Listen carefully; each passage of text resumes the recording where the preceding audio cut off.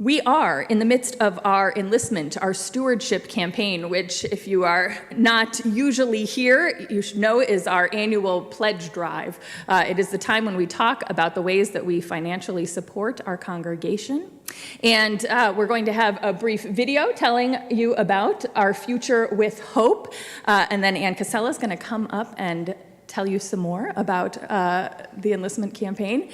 You can, if you have already pledged, turned in a pledge card or contacted Catherine Cake in the office or pledged online through the website, you can receive a very fantastic sticker announcing that you pledged. We're very excited about it. Or if you have not yet had a chance to do so after the service, you can also pick up a pledge card, which will be available in the back of the sanctuary. So both the stickers and the pledge cards, Taylor and Tim, the dynamic duo, will have them there. With that, then, I invite you to hear this word and then this other word.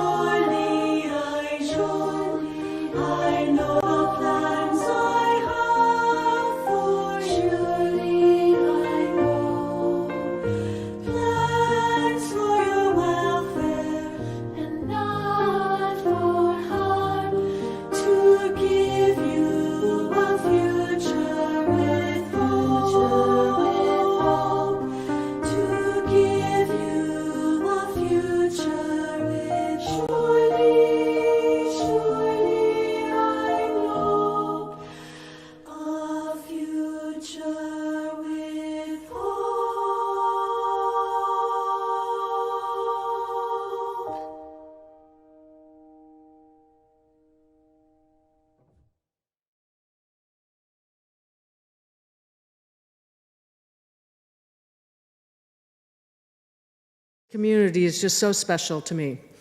My family began attending UCG 4 weeks after we moved here in 2000. And we fairly quickly became involved with UCG, and it became an important part of our lives.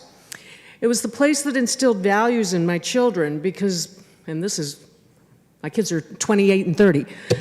Even then, public schools didn't dare touch values.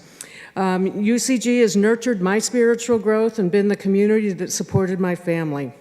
There's nothing more poignant than sitting here on Senior Sunday and listening to your children describe how UCG has shaped their values and given them the gifts of friendship, service, compassion, and a recognition that God values all people. Senior Sunday has been especially meaningful for my family and is still one of my favorite services. My son did a really great speech, and George would pull out his computer and play a recording of it for dinner guests at our house to illustrate what a great place UCG is. We sent my son to St. Francis, so he had a compare and contrast between the Catholic Church and UCG in his speech.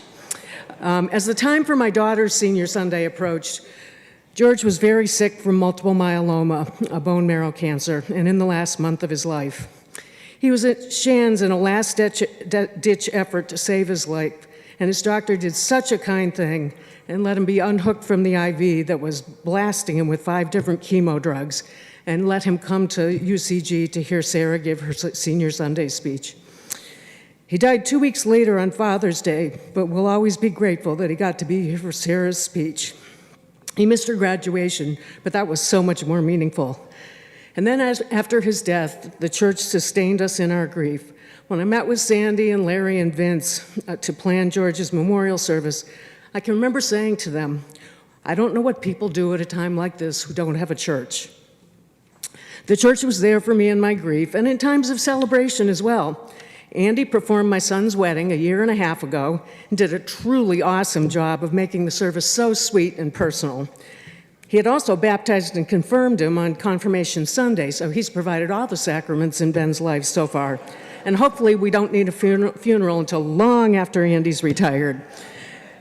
So UCG has continued to be a central part of my life, providing opportunities for service, fellowship, and support. And UCG will be there for you too when you need it, but it won't be here for any of us if we don't support it financially. So please pledge so that UCG rests on a firm financial foundation and will be here for all of us in the future. And as Larry reminded me, the church has all the money it needs, it's just that it's in your pockets.